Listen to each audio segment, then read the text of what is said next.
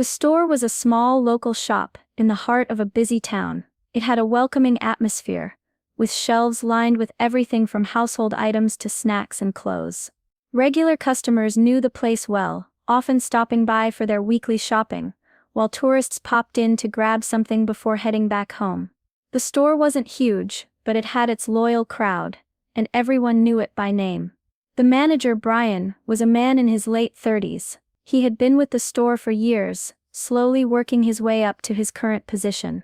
Brian was the kind of person who liked things done his way. He kept things running smoothly, but there was always a sharpness to his tone, especially when it came to customers who didn't follow the rules. His manner could be a little cold, even though he was technically in charge of ensuring the customers had a good experience.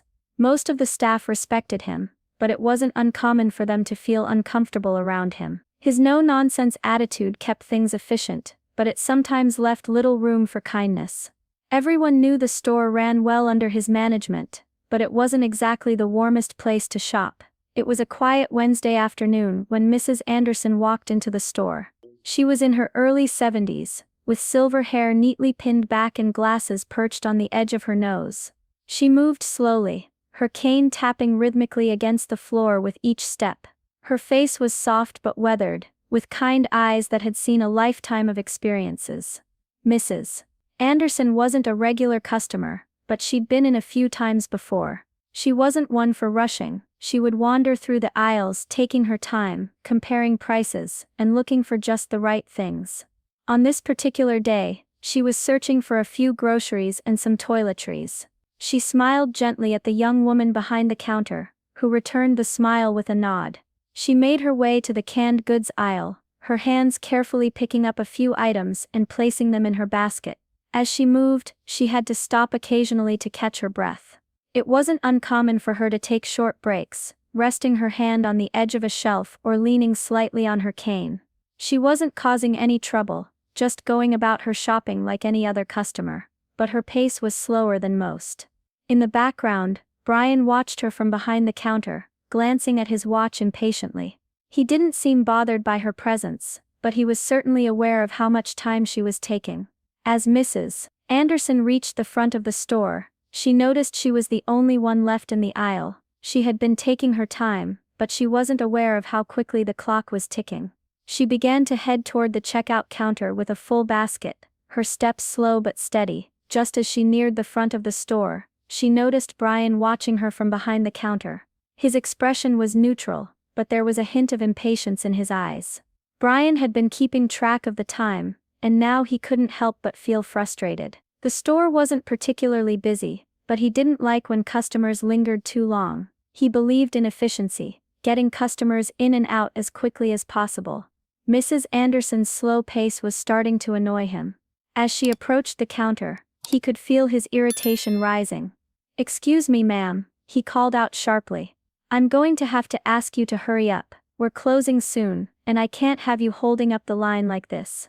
Mrs. Anderson, surprised by his tone, looked up at him, her face soft with confusion. "I'm sorry, young man.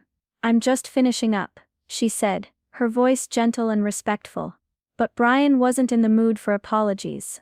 "I've told you before, we close at 6, and you've been here long enough. It's time to go," he insisted, his voice growing colder. Mrs. Anderson stood there for a moment, her hand resting on her cane.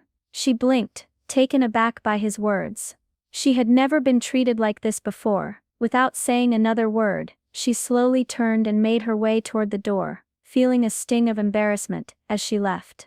The moment Mrs. Anderson walked out of the store, a strange silence hung in the air. Some of the customers who had been browsing nearby had witnessed the entire exchange. There were a few glances exchanged, some uncomfortable, while others seemed unsure whether they should say something or not. A few younger shoppers exchanged quiet words under their breath, shaking their heads in disbelief. The way the elderly woman was treated didn't sit right with them, but they didn't know what to do about it. Back at the counter, Brian stood there, a slight frown on his face, trying to get back to business. He didn't see the problem. To him, he had just done his job, making sure the store stayed on schedule and didn't get too backed up. However, his actions hadn't gone unnoticed by the staff. Sarah, one of the cashiers, was the first to speak up. She had seen everything from the register. "Did you really have to do that?" she asked, her voice soft but questioning. Brian glanced at her, his face unreadable. "She was taking too long. I'm the manager. It's my job to make sure things run smoothly." Sarah shook her head, her disappointment clear. "I get that, but there's a better way to handle things." "She's an old woman, for heaven's sake." Other staff members were slowly catching on to the tension. Mark, another cashier, looked at Brian with a mix of disbelief and unease. "That was a little harsh, man. I mean, she was just shopping." Brian didn't respond. He wasn't used to being challenged, especially not in front of customers. But the whispers began to spread. A few minutes later, one of the regulars, a middle-aged woman, walked up to Sarah at the counter. "I didn't want to say anything before, but I've never seen someone treated like that here. She didn't deserve it." The murmurs of discontent grew, but Brian was still oblivious to the impact of his actions. To him, it was just another day at work. But the damage had been done. The following morning, Brian arrived at the store a little earlier than usual. He walked in, grabbed his coffee from the break room, and started going through his usual routine. He was unaware that the events from the previous day had set off a chain reaction that would soon catch up with him. As he checked the schedule, and made sure everything was in place, Sarah, the cashier from yesterday, walked past him, her face tight with a mixture of worry and frustration. The air was tense. Word of his behavior had spread quickly, not only among the customers, but also through the staff. Brian's actions had made enough of an impact that the store's higher-ups had been informed by several regulars. They didn't waste any time calling him into the office. Around mid-morning, just as Brian was finishing up a task in the stockroom, the assistant manager, Lisa, appeared at the door. Her face was serious, and her tone was calm, but there was no mistaking the urgency in her voice. "Brian, I need you in the office," she said, her eyes avoiding his for just a moment before locking onto his gaze.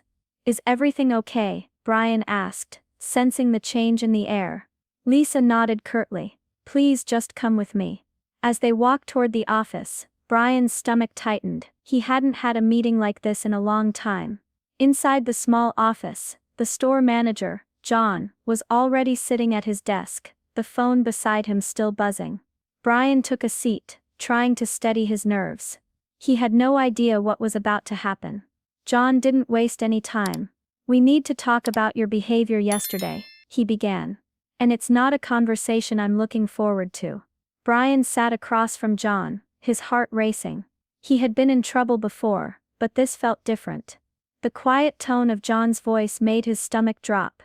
There was no yelling, no immediate threats, just a calm, unnerving conversation that made Brian feel small. John looked at him directly. "Brian, we've had complaints from several customers and staff members about your behavior yesterday. The way you treated Mrs. Anderson, it wasn't acceptable." Brian's face flushed. He opened his mouth to explain, but John cut him off before he could say anything. "I understand that sometimes customers can be difficult, but there's no excuse for treating someone like that, especially an elderly woman, who was simply shopping at her own pace." Brian shifted in his seat, the reality of the situation slowly sinking in.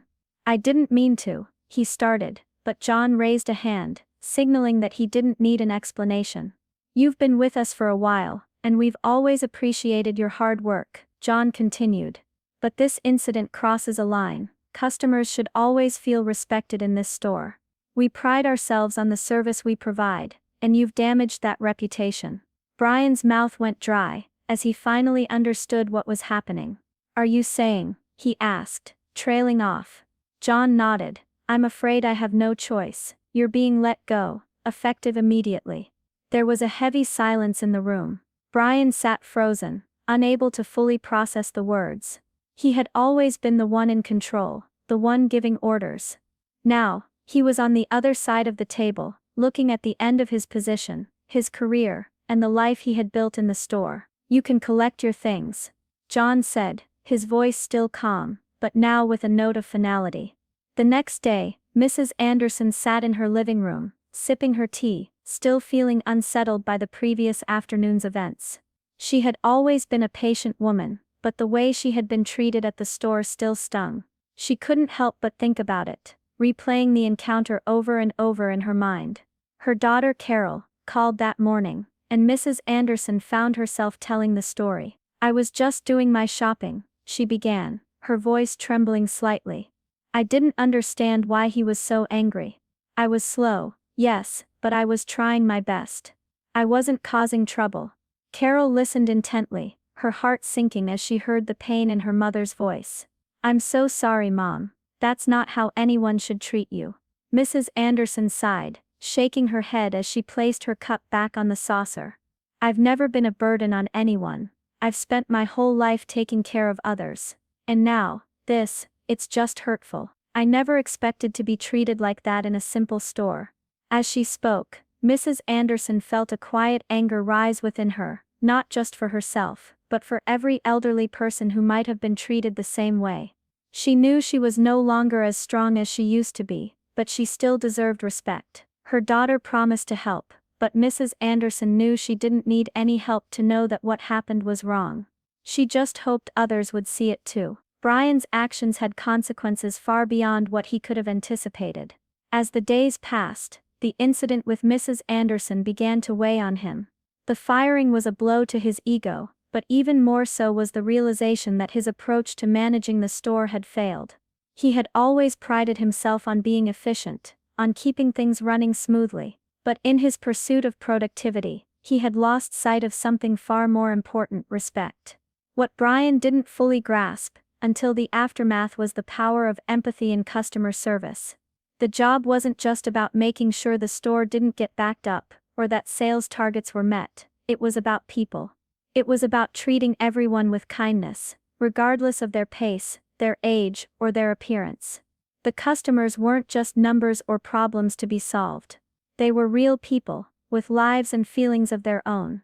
The anger and frustration from the incident had been felt by more than just Mrs. Anderson. Staff members who had been silent about their discomfort with Brian's management style now spoke up.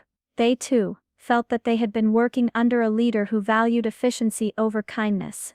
His tone, his approach, everything about how he ran the store made the environment feel cold and impersonal.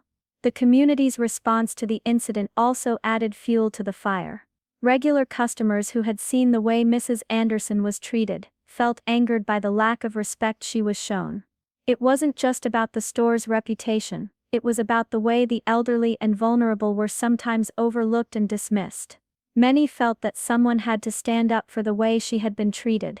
In the end, Brian's firing wasn't just about one mistake, it was about a deeper issue: a failure to lead with empathy. He learned too late that no matter how efficient you are, kindness is what truly makes a business thrive. After the incident with Mrs. Anderson, the store's reputation took a hit, and the effects were felt almost immediately. Word spread quickly, not just among the customers who had witnessed the event, but throughout the community. Many people who had previously shopped there began to question the store's values. How could a manager treat an elderly woman so disrespectfully? The questions lingered in the air, and it wasn't long before some of the regulars voiced their concerns to the higher-ups. The store had always prided itself on being a friendly local place where everyone was welcome, but now it was seen as cold and uncaring. Customers who had once thought of the store as their go-to shop now found themselves second-guessing their choices.